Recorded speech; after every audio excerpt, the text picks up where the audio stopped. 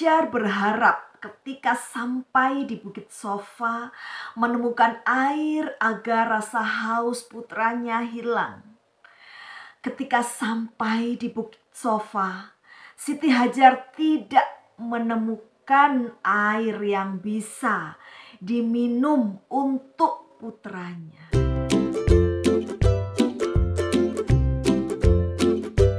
Bismillahirrahmanirrahim. Assalamualaikum warahmatullahi wabarakatuh. Salam sehat dan bahagia selalu. Alhamdulillah, pada kesempatan kali ini saya akan melanjutkan kisah Nabi Ismail alaihissalam di bagian yang kedua. Mari kita simak bersama ya. Bismillahirrahmanirrahim. Kemudian Ibu Siti Hajar berlari untuk pergi ke Bukit Marwah dan di bukit itu. Tetapi tidak ada air yang bisa diminum. Bukan hanya sekali, Siti Hajar bolak-balik ke Bukit Sofa, terus ke Bukit Marwah sebanyak 7 kali. Tetapi tetap tidak ditemukan air yang bisa diminum. Dan Siti Hajar merasa sia-sia karena tidak menemukan air. Siti Hajar kembali menuju Ismail yang penuh rasa bingung dan cemas karena tidak menemukan air. Namun Allah berkehendak lain dan menolong Siti Hajar melalui malaikat Jibril yang mengubah wujudnya menjadi manusia. Kemudian malaikat Jibril menghentakkan kaki dengan mengucapkan Zam-zam, Zam-zam, hingga keluarlah air yang cukup banyak dan menyebar dan membentuk seperti telaga kecil. Setelah malaikat Jibril pergi, Siti Hajar langsung meminum air Zam-zam untuk menghilangkan rasa hausnya. Tak hanya itu, Siti Hajar merasa kenyang setelah meminum air Zam-zam itu, dan kemudian beliau menyusui putranya Ismail. Setelah mendapatkan semua kenikmatan yang bisa dirasakan oleh Siti Hajar dan putranya, Siti Hajar tak henti-hentinya berterima kasih kepada Allah Subhanahu wa Ta'ala.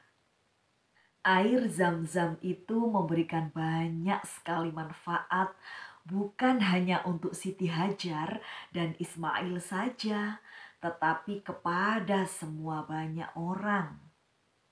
Seperti rombongan suku Jurhum yang pada saat itu merasakan rasa haus dan bingung mencari sumber air. Seiring dengan berjalannya waktu, semakin banyak orang yang mulai tinggal di dekat air Zam-zam itu.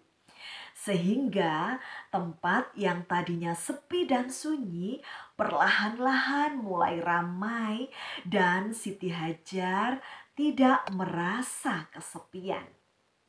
Ismail, putra dari Nabi Ibrahim dan Siti Hajar, mulai bertambah umur dan ia membantu ibunya untuk menggembalakan kambing dan biri-biri ke padang Arafah. Hingga akhirnya Siti Hajar dan Ismail kehidupannya semakin baik, sejahtera dan aman. Siti Hajar, Ismail, dan orang-orang Mekah menjaga kesucian air Zam-zam yang sangat suci, dan dengan air Zam-zam kehidupan masyarakat Mekah semakin menuju kebahagiaan. Adanya air Zam-zam menunjukkan akan kasih sayang Allah Subhanahu wa Ta'ala kepada Siti Hajar dan Ismail.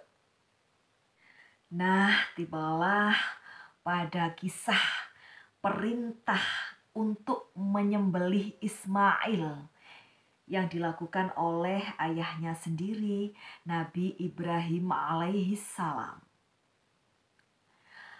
Pada suatu waktu, Nabi Ibrahim alaihissalam sangat ingin bertemu dengan Siti Hajar dan Ismail, dan beliau meminta izin kepada Siti Sarah untuk pergi menemui Siti Hajar dan Ismail. Setelah mendapatkan izin dari Siti Sarah, Nabi Ibrahim alaihissalam mulai beranjak pergi ke tempat di mana beliau meninggalkan istri dan anaknya di tempat yang sunyi dan sepi. Sesampainya di tempat yang dituju, Nabi Ibrahim alaihissalam terkejut karena tempat yang dulunya sepi kini sudah ramai dan dihuni oleh banyak orang, serta kehidupan dari istri dan putranya semakin baik sejahtera. Siti Hajar yang melihat kedatangan dari Nabi Ibrahim alaihissalam sangat senang dan bahagia sekali karena setelah sekian lama tak bertemu. Begitu juga dengan Nabi Ibrahim alaihissalam, sangat senang ketika bertemu dengan putra dan istrinya, dan beliau pun langsung memohon maaf karena harus meninggalkan istri dan putranya. Wahai istri dan anakku, maafkanlah aku. Selama ini aku tidak pernah melihat keadaan kalian karena harus berdakwah untuk menyebarluaskan kebenaran kepada penduduk di sana. Nabi Ibrahim yang terlalu lelah setelah melakukan perjalanan jauh mulai mengistirahatkan dirinya di Masy'aril Haram yang sekarang disebut dengan Musdalifah.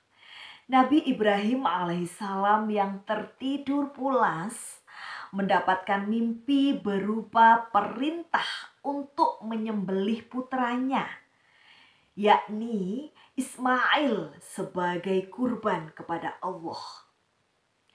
Setelah mendapatkan mimpi itu, Nabi Ibrahim alaihissalam segera terbangun dari tidurnya dan berpikir sangat lama sambil berusaha mengartikan maksud dari mimpi menyembelih putranya. Hingga sampai pada pagi hari, Nabi Ibrahim alaihissalam tidak bisa memejamkan matanya dan terus berusaha untuk mengartikan mimpinya itu.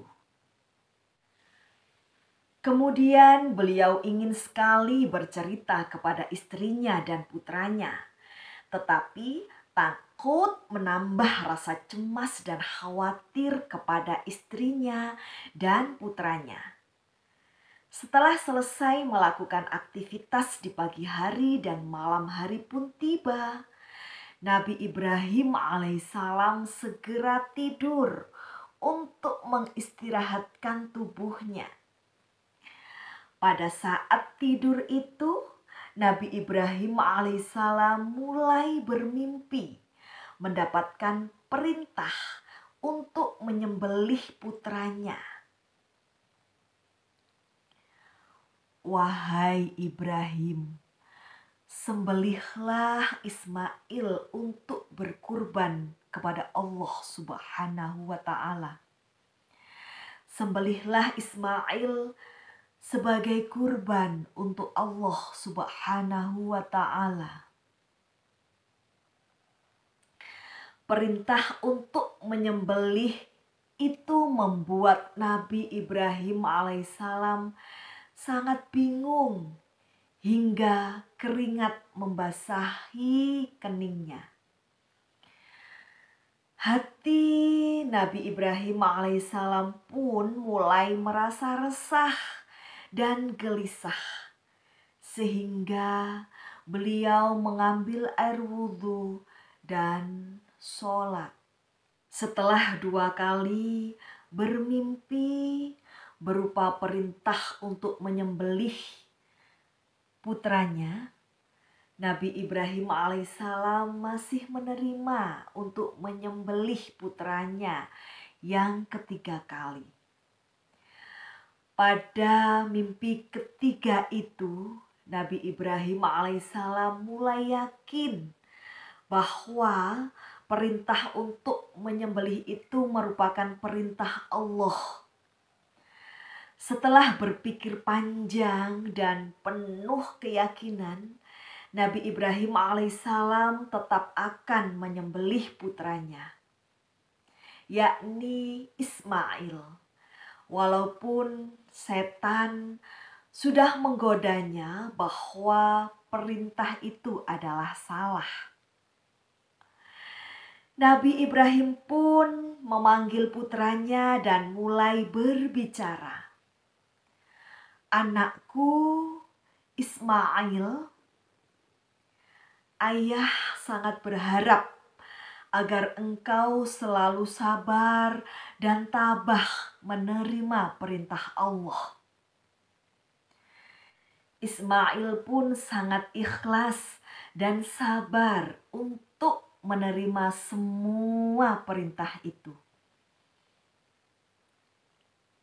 "Ayah, apapun perintah Allah, katakan saja. Saya akan tetap sabar dan tabah dan sebagai hamba Allah.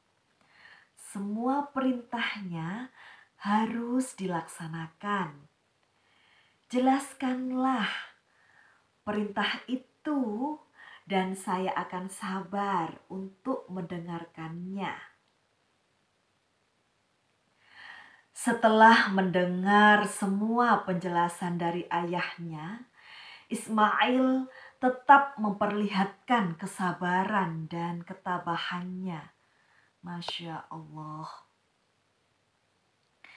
Namun istrinya Siti Hajar sangat terkejut setelah mendengar semua perintah Allah yang diberitahukan lewat mimpi Nabi Ibrahim alaihissalam.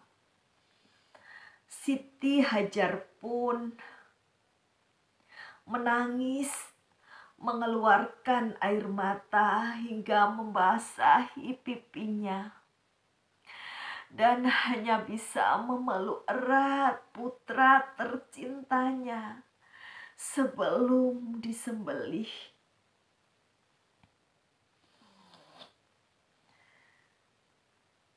Siti Hajar hanya bisa menangis karena jika perintah dari Allah, ia tidak bisa menolaknya dan akan tetap melaksanakan segala perintah Allah.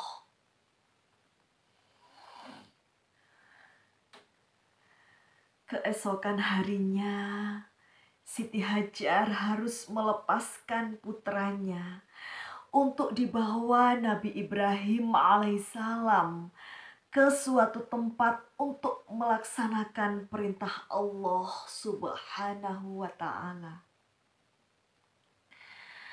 Di perjalanan menuju tempat yang dituju, Nabi Ibrahim alaihissalam dan Ismail mendapatkan banyak godaan dari iblis agar tidak melaksanakan perintah Allah.